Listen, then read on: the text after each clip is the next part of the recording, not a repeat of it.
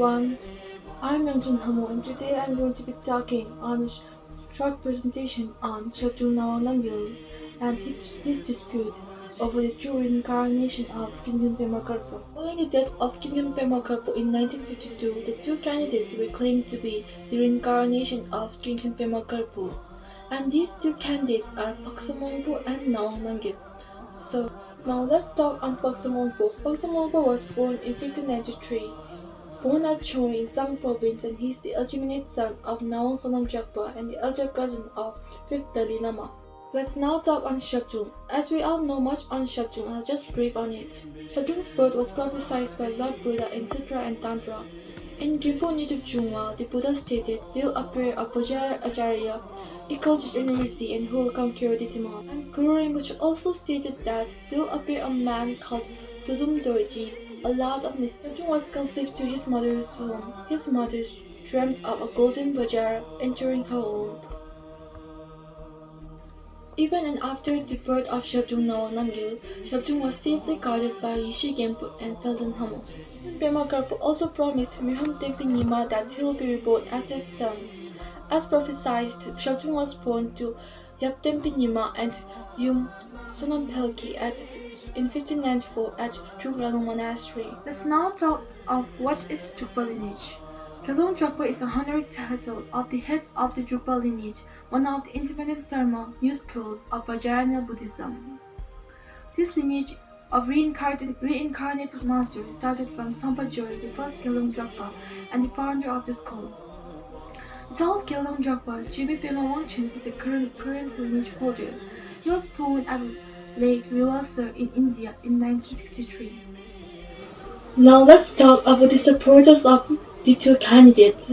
Firstly, Pagsam Wangpo was supported by Thati Nawang Sampo, was the influential follower of Gelung Drukpa Karpo, and one of the most monks of Joshi Tongmen and Druksanga Chuli Monastery supported the Thati Nawang Sampo's nephew Pagsam Wangpo.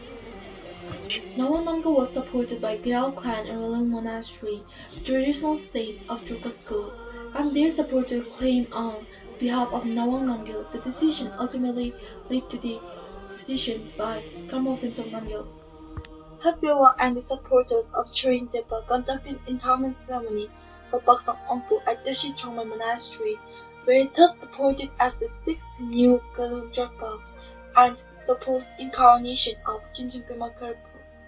With the Chorin Debje Dan Kamun's Tsang Desi or the Tepa Tsangpa being the patron of the rival Karma Kaju sect to support the recognition of Pagsam Wangpo. By the 16th century, Karma Namgyal had become the major political force in central Tibet, and his words carried a great weight. The relation between Nawang Namgyal and the Desi deteriorated. Nawang Namgyal requested the Tsang Desi to determine Pemokarpo's true incarnation, but the Desi ignored his request. The two then met at Shigatazong, but the meeting failed to bring a solution to the dispute. On their way back to Relung, Nawang Namgyal and his men became entangled in a dispute with the return of one of the lamas from Karmapa sect at the ferry crossing at the river of Tsangpo. Unfortunately, some of the lama's men drowned when their yakskin boat capsized.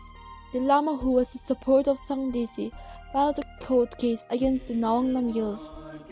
The judgment passed was that Nawang Namgyal would have to pay a fine for the dead and hand over the special relic called Rangjung Khasapani, which was preserved at Drukralung Monastery. This clearly indicated that Tsang Desi openly supported Pagsam Wangpo. Nawang Namgyal, however, refused to abide the terms of the court. The Desi was infuriated and began preparations for an attack on the Relung Monastery. Nawang Namgyal had sometimes decided to leave for Bhutan or Mongolia.